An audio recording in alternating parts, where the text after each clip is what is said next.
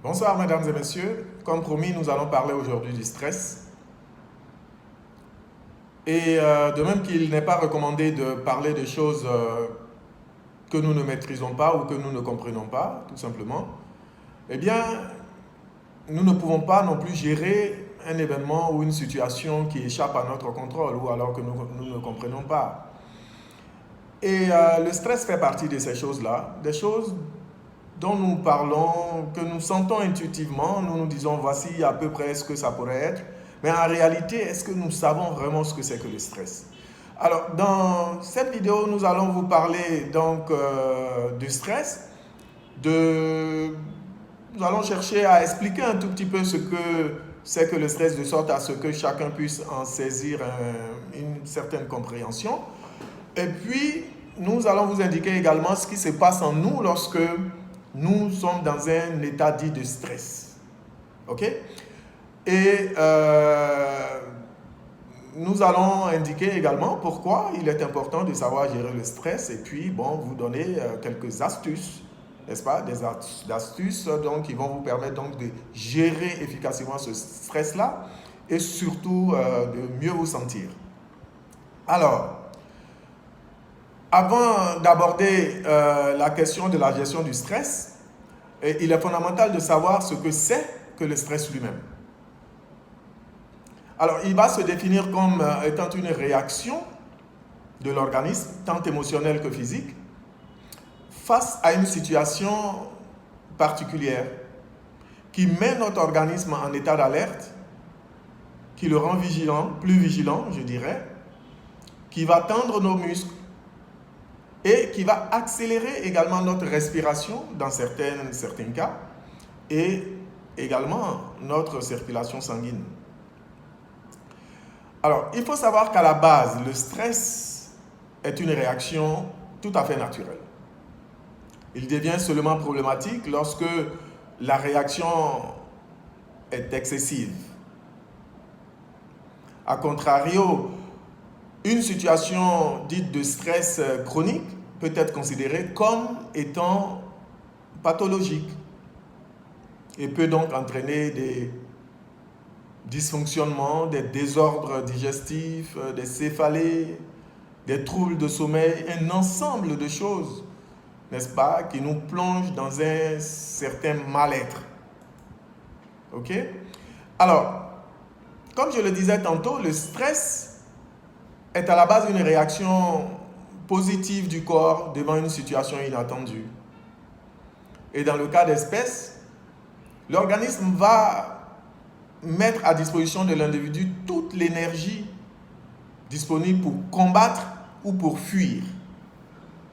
Évidemment, cela est bien entendu une réaction archaïque dont nous avons hérité donc, de notre du règne animal. Donc c'est juste un réflexe de survie. Mais dans notre société aujourd'hui, il est difficile d'utiliser ces solutions-là, c'est-à-dire combattre ou fuir. Imaginez-vous si je suis perturbé ou alors je considère que je suis agacé par mon patron et que je lui donne un coup de poing, sous prétexte que je gère comme ça mon stress, il est clair que je ne ferai pas long feu dans cette entreprise, n'est-ce pas? Et aujourd'hui, le stress, c'est un mot que l'on entend souvent, un terme récurrent pour expliquer bon nombre de nos désordres psychiques, physiologiques. D'accord? Mais il se trouve que notre société moderne est imprégné de stress aujourd'hui. Nous menons tous une vie effrénée, un emploi du temps chargé, des objectifs de résultats. Il y a la pollution, il y a les bruits, l'incertitude socio-économique, les pandémies, le coronavirus par exemple, la perte de tous les repères. Donc tout cela nous plonge constamment dans les conditions justement qui vont entraîner ces stress-là. Et nous sommes dans une ère de consommation de masse. Et le stress est devenu un facteur clé, n'est-ce pas, du malaise que traverse tout le monde. C'est un malaise généralisé dans toutes les villes, même au village. Ça a même pris une dimension particulière dans notre esprit, à tel point que chacun en connaît intuitivement les effets, n'est-ce pas, sans connaître réellement ou forcément ses origines.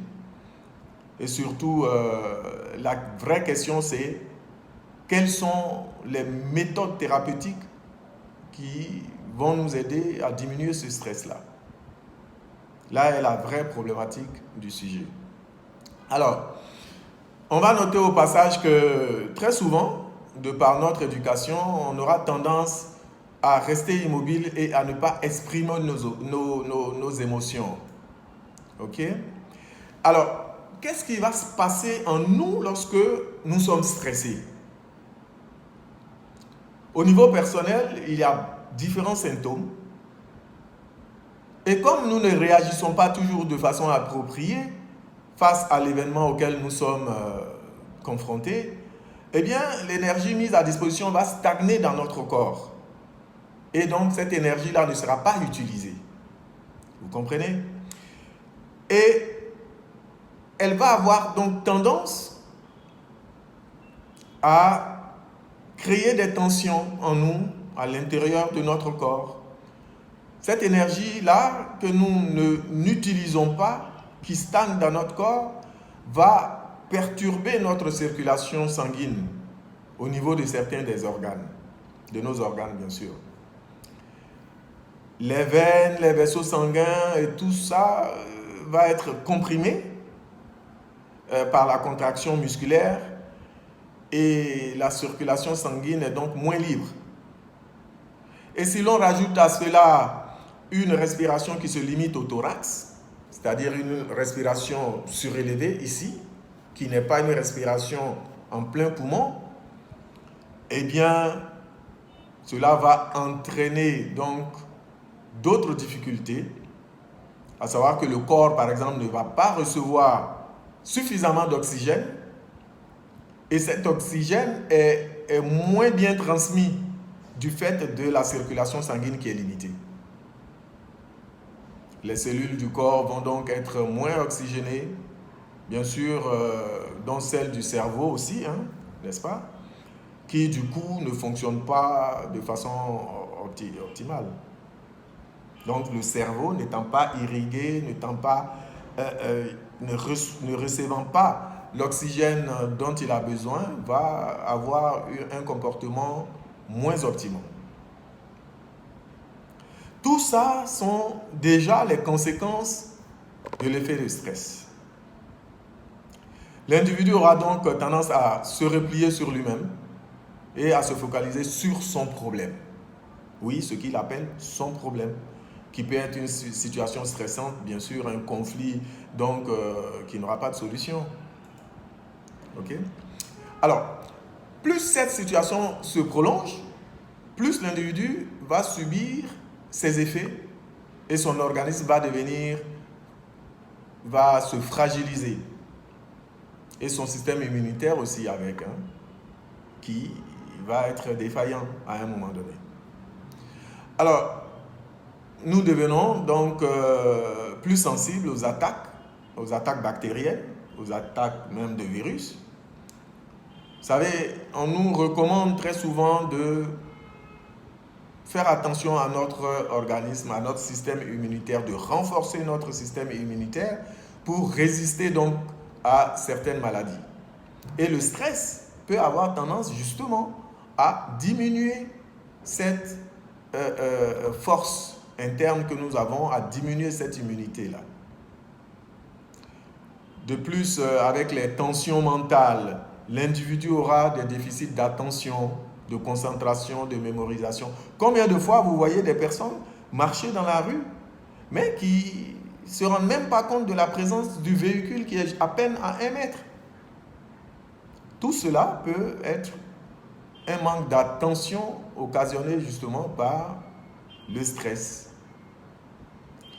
Et dans les entreprises, vous avez la question du burn-out, où on a des difficultés, donc de dépression nerveuse, et tout cela constitue de véritables problèmes de société aujourd'hui.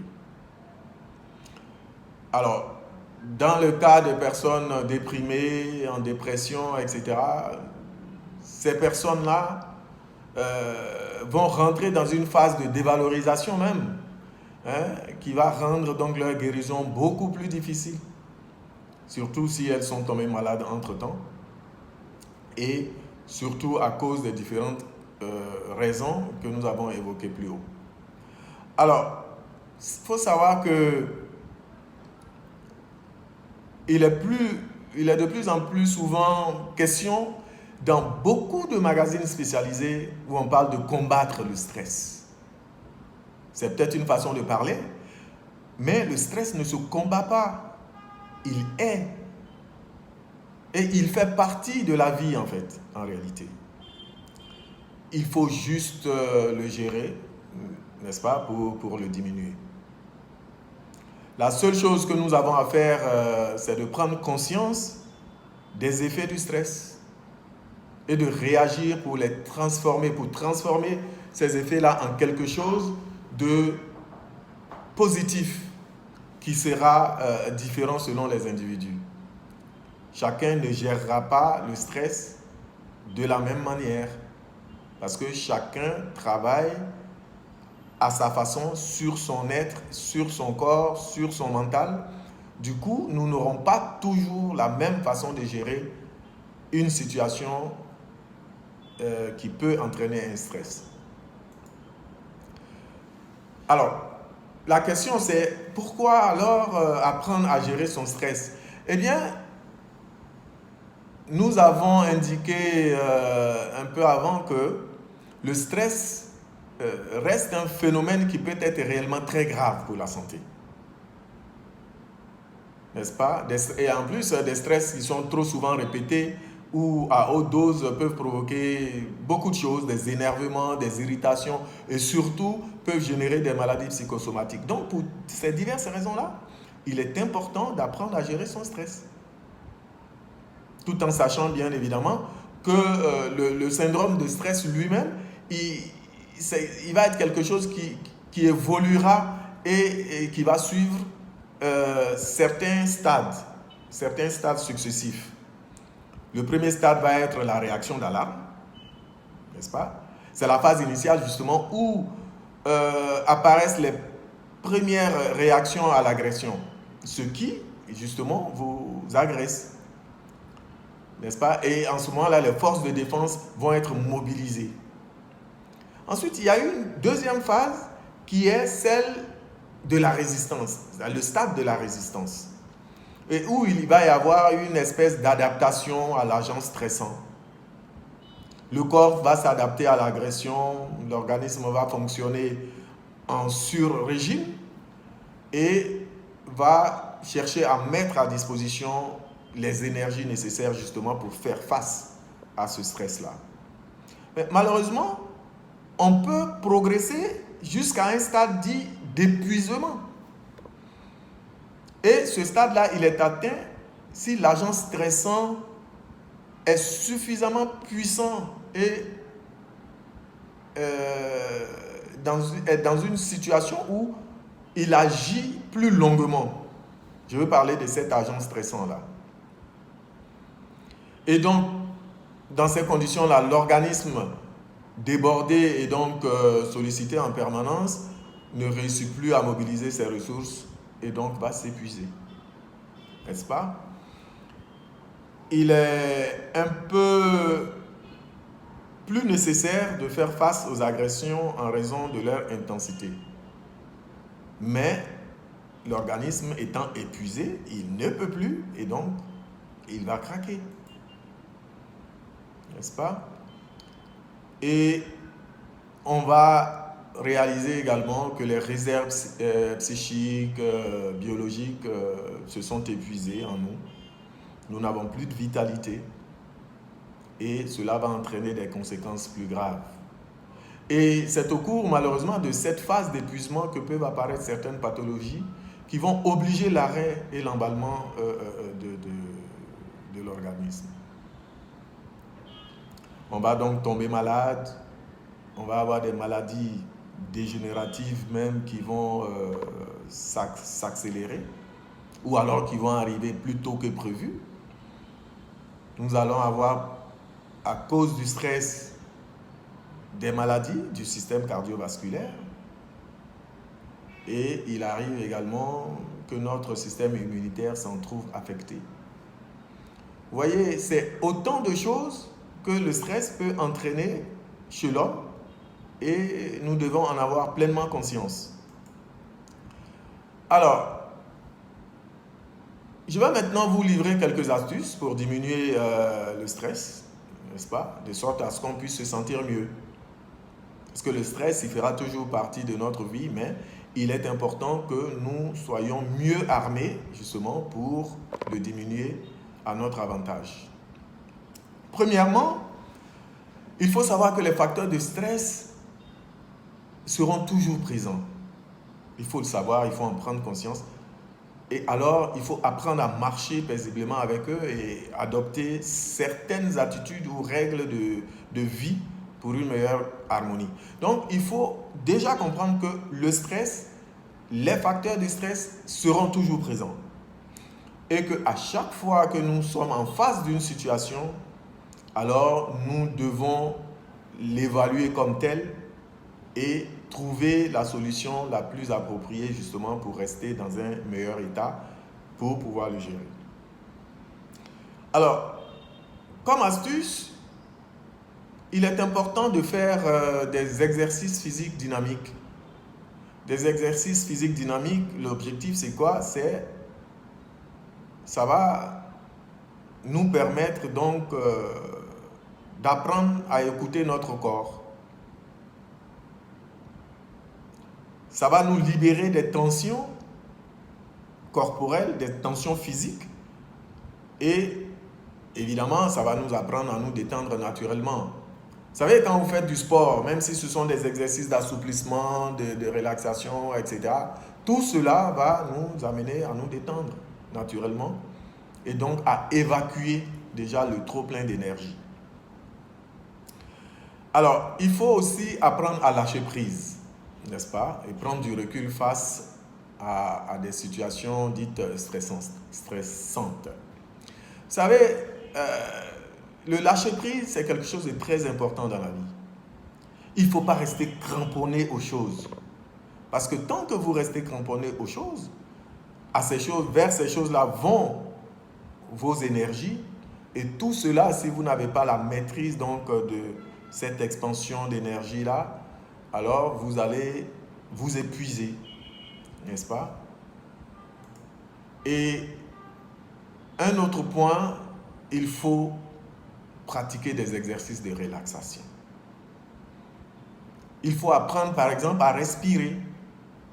Cela participe également à la relaxation. Bien d'autres techniques existent que vous pourrez approfondir si vous le souhaitez. En tout cas, ça reste une recommandation. Il faut pratiquer des exercices de relaxation, ça fait énormément de bien. En tout cas pour gérer le stress. Il faut aussi accepter la contrariété. Vous savez, même nos plus grandes certitudes ne sont que des perceptions personnelles. Donc pas forcément la vérité. Donc, acceptons parfois d'être contrariés. Ne nous disons pas qu'on a entièrement raison, c'est notre idée qui compte et tout le monde doit y adhérer, etc. La contrariété fait partie de la vie. Ce n'est pas parce que quelqu'un vous contrarie qu'il n'est pas d'accord avec votre être, votre personne. C'est juste des échanges. Et c'est cette différence-là justement qui fait la beauté du monde. Ok?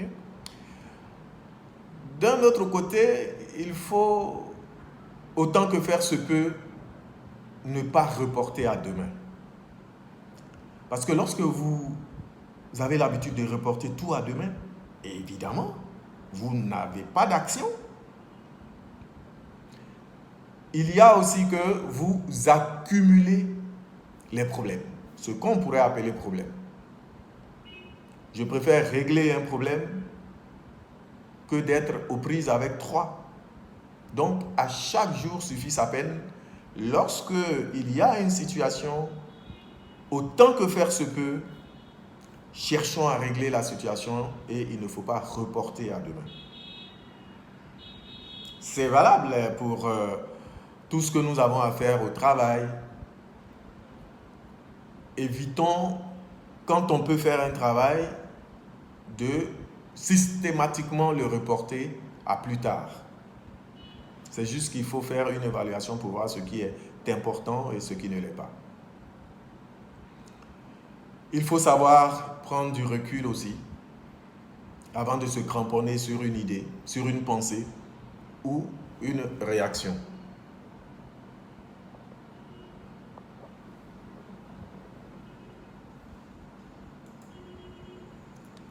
Apprenez aussi à positiver.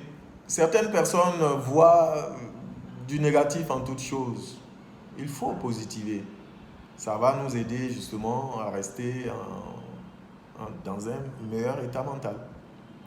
Et dans la mesure du possible, il faut rechercher du soutien.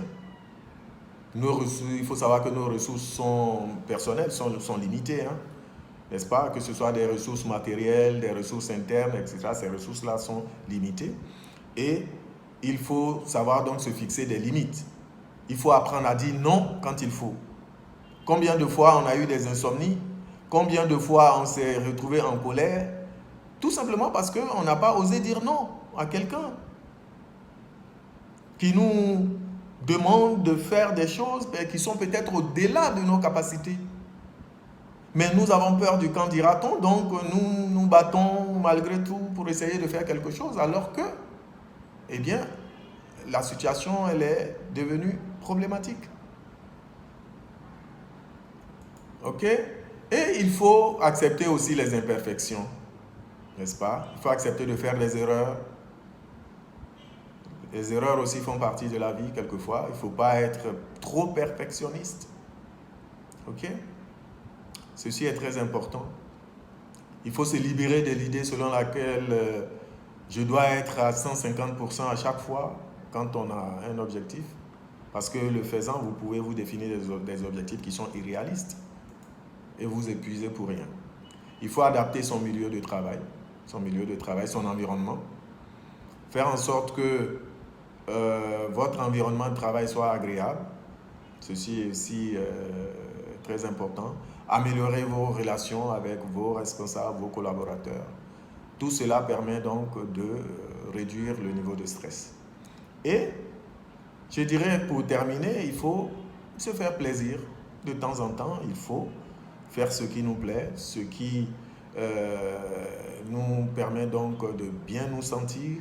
Il ne faut pas vous laisser prendre par le stress et donc ne refuser de vous donner ce petit plaisir-là qui peut vous faire changer d'état émotionnel. Alors, qu'est-ce que nous allons retenir de ce sujet sur le stress? Eh bien, il faut savoir que le stress est à la base une réaction naturelle, mais qui devient seulement problématique quand nous n'arrivons pas à le gérer correctement. Alors, mal gérer le stress, alors va entraîner quoi? Ça va entraîner des difficultés, un mal-être, ça va entraîner de la maladie, ça va entraîner beaucoup de choses désagréables pour nous. Et il faut savoir se référer aux quelques astuces que nous venons de vous donner et de faire en sorte que vous puissiez diminuer avec ça votre stress et donc mieux vous porter. Merci à vous qui nous écoutez et à tout le monde. À très bientôt. En attendant notre prochaine vidéo, abonnez-vous à notre chaîne YouTube en cliquant sur le bouton s'abonner en rouge en bas. Et n'oubliez surtout pas de mettre un pouce bleu pour dire que vous avez aimé la vidéo. Si bien sûr c'est le cas. Mousse Dembélé, nous restons ensemble. À très bientôt.